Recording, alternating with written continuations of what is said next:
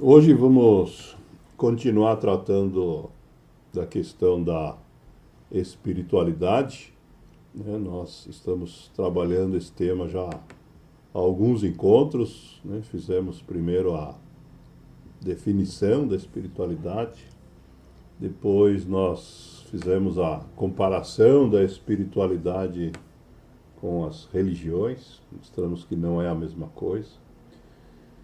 Na semana passada falamos sobre a relação da espiritualidade com a humanidade, né, as características dos seres humanos.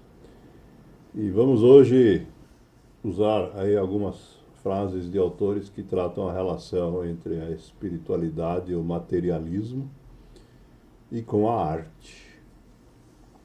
Nós temos aí como ilustração um quadro do Vasily Kandinsky, né, que é inspirado exatamente nessa questão da espiritualidade e o materialismo. E nós vamos começar basicamente no ponto em que a gente parou na semana passada.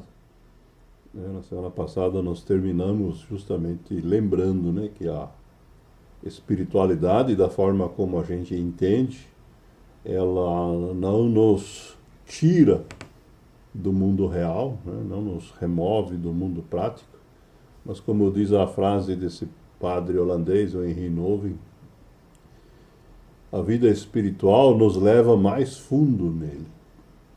Né? A gente não entende a espiritualidade como algo que deva se transformar numa fuga. E essa questão do materialismo, né? Muitas pessoas acham que é uma questão do nosso tempo, mas não é.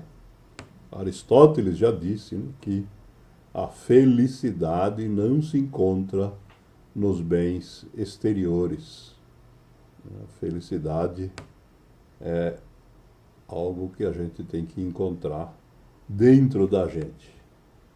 Fazem 2.400 anos que isso foi dito e ainda não mudou. Vamos citar de novo aqui, mais de uma vez, o Rudolf Steiner, né, que nós citamos na semana passada, filósofo austríaco, que trabalhou muito essa questão e que nos lembra aqui, então, em relação aqui, aprofundando esse pensamento do Aristóteles, né, que aqueles que pensam materialmente, né, pensam só nos objetos físicos, então só pode alcançar e ajudar fisicamente a outras pessoas. Isso pode ser um médico que olha para o nosso corpo, por exemplo, apenas como um conjunto de células. Não precisa ser só questões financeiras. Então, diz o Steiner, né, ele não tem noção de que seus sentimentos interiores tem significado para os outros. Os sentimentos que a gente tem dentro da gente não são só visíveis, como são interpretados pelas pessoas que estão em nossa volta.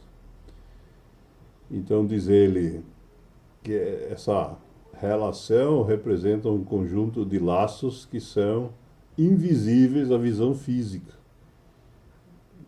que ele chama então de uma ligação alma a alma. É um tipo de conexão que certamente não é material. E na cultura moderna, né, para a gente fechar esse ciclo aí de questões, né, nós temos de fato uma valorização grande, né, dos bens materiais.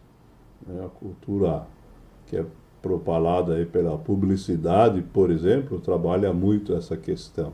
Você tem que ter a última versão, né, de N dispositivos, de veículos, senão você está fora. Né? Essa é a argumentação para vender mais. E Augusto Cury nos lembra nessa frase, então, que esse tipo de atitude, né? Ele chama aqui do ter, né? Do possuir, se a gente quiser um sinônimo, né? E ele nos ensina então que nós devemos preparar os nossos filhos para ser, né? É aquela parte então da vida que não se baseia justamente na questão da posse. Diz ele que essa parte o mundo vai cuidar de ensinar. E citando aqui o Amit Ray, outro escritor que já citamos algumas vezes, ele nos lembra, né, que não importa quanto tempo a gente fique aqui neste planeta, quanto dinheiro a gente tenha juntado, quanta atenção a gente tenha recebido. O que importa é a quantidade de vibração positiva que a gente tenha irradiado ao longo da nossa vida. É isso que vai ficar nas outras pessoas. Voltando aqui para o Steiner, então ele faz aqui uma analogia, né? Nós já vimos aí em várias das frases, né, a questão dos sentimentos sendo citados, né? Então ele faz essa analogia, dizendo que os sentimentos são para a alma, o que o alimento é para o corpo. Né? Se o corpo precisa de alimento, que é físico, é material, né? A alma precisa dos sentimentos, que são imateriais. Se a gente quiser transformar isso numa visão mais poética, né? Temos aqui uma frase do William Blake, poeta britânico, já bastante antigo, né? Século XVIII, que nos ensina que devemos ver o mundo num grão de areia, os céus numa flor selvagem, agarrar a infinitude na palma da mão e a eternidade numa hora. Obviamente, se a gente pensar no mundo físico, isso não é possível. Mas se a gente pensar em termos de sentimentos, faz todo sentido. E essa questão de sentimentos, então, é expressa aqui de uma outra forma por essa frase do João Carlos Martins, pianista, maestro brasileiro, né, que faz essa analogia de uma outra forma. Diz ele que a ciência, né, ele pensa na medicina, cura o corpo e a arte cura a alma. Né? De fato, a música tem poderes sobre a gente que até hoje não são bem explicados, mas todos nós sabemos que acontece. Né? Tem músicas que nos agitam, tem músicas que nos acalmam, né? E isso são efeitos que não são materiais.